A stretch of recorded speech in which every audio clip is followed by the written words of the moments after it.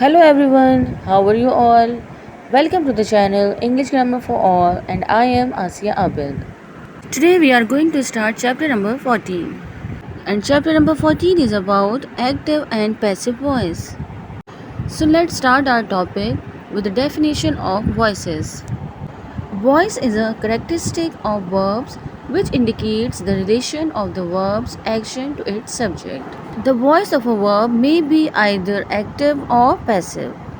Now let's see the definition and examples of active and passive voice. Active voice tells us what a person or thing does. In active voice, the subject performs the action on the object. The structure of active voice is subject plus verb plus object. And examples includes Anna painted the house. The teacher always answers the students' questions. Ali posted the video online. In all these examples, we clearly notice that subject performs the verb or action on the object. Now coming to passive voice. Passive voice tells us what is done to someone or something. In passive voice, the subject is being acted upon, and the structure of passive voice is object plus verb plus subject.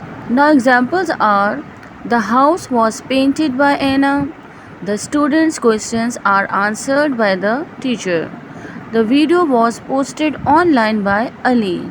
In all these examples, we clearly notice that in all these sentences, the subject is being acted upon. Now the next picture shows the more elaborated example of active and passive voices. The expanded structure of active form doer plus verb plus receiver. Here doer is the subject and receiver is the object. Example is John does the washing up every day.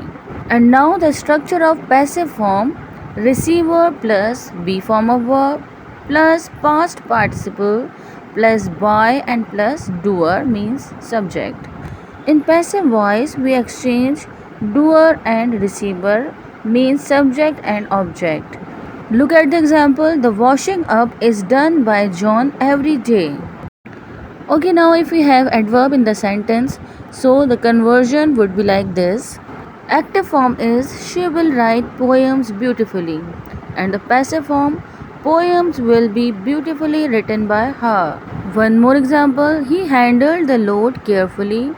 The load was carefully handled by him. Remember one thing, we use only past participle form of verb in the passive voice. Now let's see the changes of helping verb while changes active voice into passive voice. In present simple, we use is MR helping verb with past participle form of verb. In present continuous, we use is MR plus being. And in past simple, we use was were with third form of verb. And in past continuous, we use was were plus being. And in present perfect, we use has been or have been. According to the subject, we use have been or has been. And in past perfect, we use had been with the third form of verb. In future simple, we use will be with third form of verb. For infinitive, we use like has to or have to. We use has to be or have to be. And for modal verb, we use be in the respective modal verb like must change into must be. Okay, now question arises how to make passive voice of interrogative sentences. Let's see some examples here. Are they planting trees? Are trees being planted? Did they tell you? Were you told? And now how to make passive voice of interrogative sentences of WH words. There are two ways. Who opened the door? Who was the door opened by? Or by whom was the door opened? Both are correct. Now let's see the formation of passive voice of imperative sentences.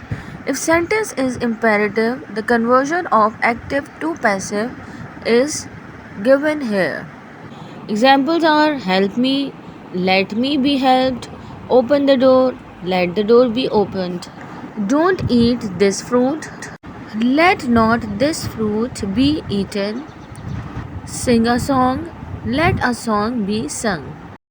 Now this is the end of today's lecture. Hope you understood active and passive voice very clearly. Goodbye now.